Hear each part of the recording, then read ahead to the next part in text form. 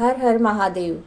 हमारी जो ये विशेष सीरीज है जिसमें हम द्वादश ज्योतिर्लिंग के प्राकट्य उनकी महिमा की कथाएं लेकर आते हैं, तो आज आप केदारेश्वर और भीम शंकर नामक ज्योतिर्लिंग के प्राकट्य और उसके महात्म की कथा का श्रवण करेंगे।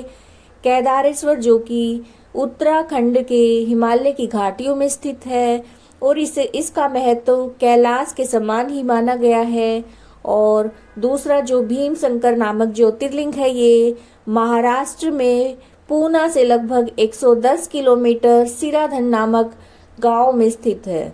इसे मोटेश्वर महादेव के नाम से भी जाना जाता है और यहाँ पर रात्रि के समय पूजा करने का विशेष महत्व है। तो आइए केदारेश्वर और भीम शंकर नामक जो ज्योतिर्लिंग है, इनका प्राकट्य किस प्रकार हुआ था, क्या कथा है और क्या उसकी महिमा है, उसका ध्यान पूर्वक भगवान भोलेनाथ के चरणों में मन लगाकर श्रवण कीजिए। सूत जी कहते हैं, ब्राह्मणों, भगवान विष्णु के जो नर और नारायण नामक दो अवतार हैं और भारतवर्ष के बद्रिका आश्रम तीर्थ में तपस्या करते हैं, उन दोनों ने पार्थिव शिवलिंग बनाकर उसमें स्थित होकर पूजा ग्रहण करने के लिए भगवान शंभु से प्रार्थना की।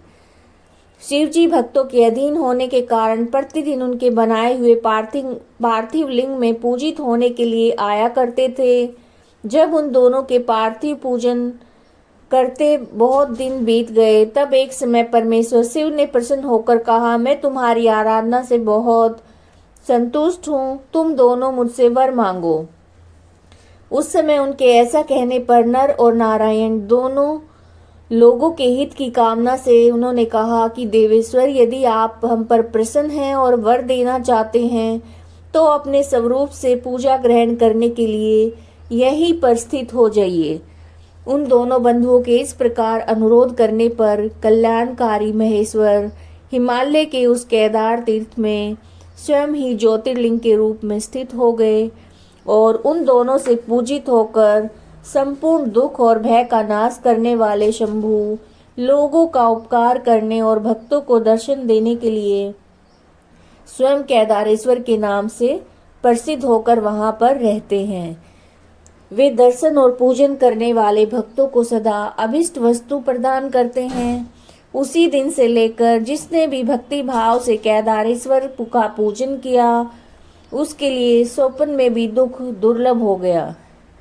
जो भगवान शिव का प्रिय भक्त वहां शिवलिंग के निकट शिव के रूप में अंकित वल्लय, कंकण या कड़ा चढ़ाता है, वह उस वल्लय युक्त स्वरूप का दर्शन करके समस्त पापों से मुक्त हो जाता है, साथ ही जीवन मुक्त भी हो जाता है।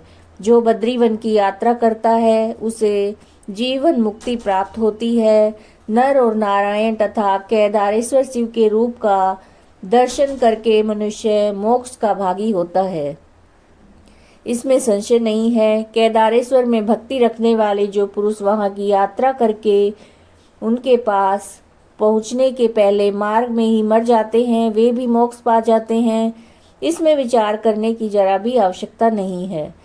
केदार तीर्थ में पहुंचकर वहां प्रेम पूर्वक केदारेश्वर की पूजा करके वहां का जल पी लेने के बाद मनुष्य का फिर जन्म नहीं होता, अर्थात उसका मोक्ष प्राप्त कर लेता है। ब्राह्मणों, इस भारतवर्ष में संपूर्ण जीवों को भक्ति भाव से भगवान नर और नारायण की तथा केदारेश्वर शंभु की पूजा करनी चाहिए। अब मैं भीम शंकर नामक ज्योतिर्लिंग का महात्म कहूँगा। काम रूप देश में लोकहित की कामना से साक्षात भगवान शंकर ज्योतिर्लिंग के रूप में अवतीर्ण हुए थे। उनका वो स्वरूप कल्याण और सुख का आश्रय है। ब्राह्मणों, पूर्व काल में एक महापराक्रमी राक्षस हुआ जिसका नाम भीम था। वो सदा धर्म का विध्वंस करता और समस्त प्राणियों को दुख देता था। वो महाबली राक्षस कुंभकर्ण के वीर्य और करकटी के गर्भ से उत्पन्न हुआ था। अपनी माता के साथ सह्य पर्वत पर निवास करता था। एक दिन समस्त लोगों को दुख देने वाले भयानक पराक्रमी दुष्ट भीम ने अपनी माता से पूछा, माँ, मेरे पिताजी कहाँ हैं और तुम अकेली क्यों रहती हो? मैं ये सब जानना चाहता हूँ, यथार्थ बात बताओ। करकटी बोली, बेटा, रावण के छोटे भाई कुंभकर्ण तुम्हारे पिता हैं और भाई सहित उस महाबली वीर को श्री राम ने मार डाला। मेरे पिता का नाम करकट और माता का नाम पुष्कसी था। विराट मेरे पति थे जिन्हें पूर्व काल में राम ने मार डाला। अपने प्रिय स्वामी के मारे जाने पर मैं अपने माता पिता के पास रहती थी। एक दिन मेरे माता पिता अगस्त्य मुनि के शिष्य सुतीक्ष्ण को अपना आहार बनाने के लिए गए। वे बड़े तपस्वी और महात्मा थे। उन्होंने कुपित होकर मेरे माता पिता को भस्म कर डाला। वे दोनों मर गए। तब से मैं अकेली होकर बड़े दुख के साथ इस पर्वत पर रहने लगी। मेरा कोई अवलंब नहीं रह गया। मैं असहाय और दुख से आतुर होकर यहाँ निवास करती थी। इसी समय महान बल और पराक्रम से संपन्न राक्षस कुंभकर्ण, जो रावण के छोटे भाई थे, यहाँ आए और उन्होंने बलात् मेरे साथ समागम किया। फिर वे मुझे छोड़कर लंका चले गए। तत्पश्चात तुम्हारा जन्म हुआ और तुम भी पिता के समान महान बलवान और पराक्रमी हो। अब मैं तुम्हारा ही सहारा लेकर यहाँ कालक्षेप करती हूँ। सूत जी कहते हैं, ब्राह्मणों, करकटी की बात सुनकर भयानक पराक्रमी भीम कुपित होकर विचार करने लगा कि मैं विष्णु के साथ कैसा बर्ताव करूं। इन्होंने मेरे पिता को मार डाला। मेरे नाना नानी भी उनके भक्त के हाथ से मारे गए। विराट को भी इन्होंने मार डाला।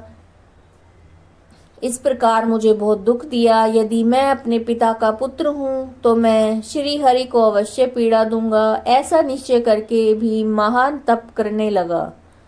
उन्होंने ब्रह्मा जी की प्रसन्नता के लिए 1000 वर्षों तक महान तप किया और तपस्या के साथ साथ मन ही मन इष्ट देव का ध्यान किया करता था।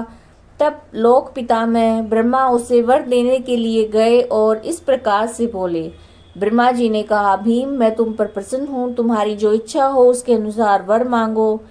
भीम बोला, देवेश्वर कमलासन, यदि आप प्रसन्न हैं तो मुझे वर देना चाहते हैं तो आज मुझे ऐसा बल दीजिए जिसकी कहीं भी तुलना न हो। सूत जी कहते हैं, ऐसा कहकर उस राक्षस ने ब्रह्मा जी को नमस्कार किया।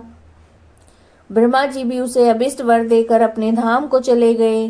ब्रह्मा जी से अत्यंत बल पाकर राक्षस अपने घर आया और माता को प्रणाम करके शीघ्रता पूर्वक बड़े गर्व से बोला, माँ, अब तुम मेरा बल देखो। मैं इंद्र आदि देवताओं तथा उनकी सहायता करने वाले श्री हरि का महान संहार कर डालूंगा।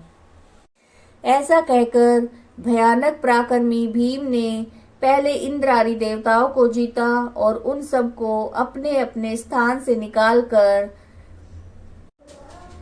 तदंतर देवताओं की प्रार्थना से उनका पक्ष लेने वाले श्री हरि को भी उन्होंने युद्ध में हराया और फिर प्रसन्नता पूर्वक पृथ्वी को जीतना आरंभ किया। सबसे पहले वो कामरूप देश के राजा सुदक्षिण को जीतने के लिए वहां गया और राजा के साथ उसका भयंकर युद्ध हुआ। दुष्ट असुर भीम ने ब्रह्मा जी के दिए हुए वर के प्रभाव से शिव के आश्रित रहने वाले महावीर महाराज सुदक्षिण को परास्त कर दिया और सब सामग्रियों सहित उनका राज्य तथा सर्वस्व अपने अधिकार में कर लिया। भगवान शिव के प्रिय भक्त धर्म प्रेमी परम धर्मात्मा राजा को भी उसने कैद कर लिया और उनके पैरों में बेड़ी डालकर उन्हें एकांत स्थान में बंद कर दिया। वहां उन्होंने भगवान की प्रीति के लिए शिव की उत्तम पार्थिव मूर्ति बनाकर उन्हीं का भजन और पूजन आरंभ कर दिया।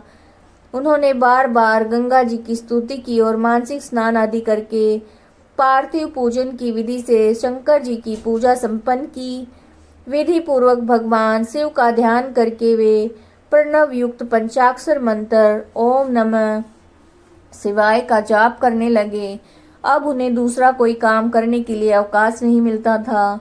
उन दिनों उनकी साध्वी पत्नी राजवल्लभा दक्षिणा प्रेम पूर्वक पार्थिव पूजन किया करती थी। वे दंपति अनन्य भाव से भक्तों का कल्याण करने वाले भगवान शंकर का भजन करते और प्रतिदिन उन्हीं की आराधना में तत्पर रहते। इधर वो राक्षस वर के अभिमान से मोहित होकर यज्ञ कर्म आदि सभी धर्मों का लोप करने लगा और सबसे कहने लगा, तुम लोग सब कुछ मुझे ही दे दो। महर्षियों दुरात्मा राक्षसों की बहुत बड़ी सेना साथ लेकर उसने सारी पृथ्वी को अपने वश में कर लिया। वह वेदों, शास्त्रों, स्मृतियों और पुराणों में बताए हुए धर्म का लोप करके शक्तिशाली होने के कारण सबका स्वयं ही उपभोग करने लगा। तब सब देवता तथा ऋषि अत्यंत पीड़ित होकर महाकोशी के तट पर गए और शिव की आराधन और सत्वन करने लगे। उनके इस प्रकार स्तुति करने पर शंकर भगवान अत्यंत प्रसन्न होकर देवताओं से बोले, देवगण और महर्षियों, मैं प्रसन्न हूँ, वर मांगो, तुम्हारा कौन सा कार्य सिद्ध करूं। देवता बोले, देवेश्वर, आप अंतर्यामी हैं, अतः सबके मन की सारी बातें आप जानते हैं, आपसे कुछ भी अज्ञात नहीं है। प्रभु महेश्वर, कुंभकर्ण से उत्पन्न करकटी का बलवान पुत्र राक्षस भीम ब्रह्मा जी के दिए हुए वर से शक्तिशाली होकर देवताओं को निरंतर पीड़ा दे रहा है, अतः आप इस दुखदायी राक्षस का नाश कर दीजिए और हम पर कृपा कीजिए, विलंब ना कीजिए।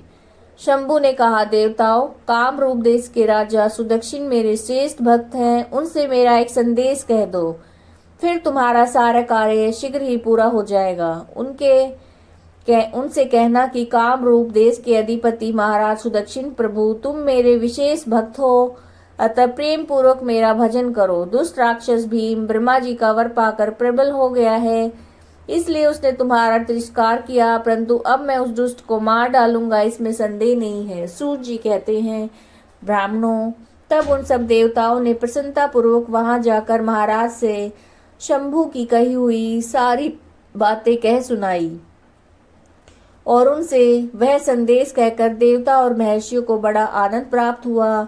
वे सब के सब शीघ्र ही अपने अपने आश्रम को चले गए।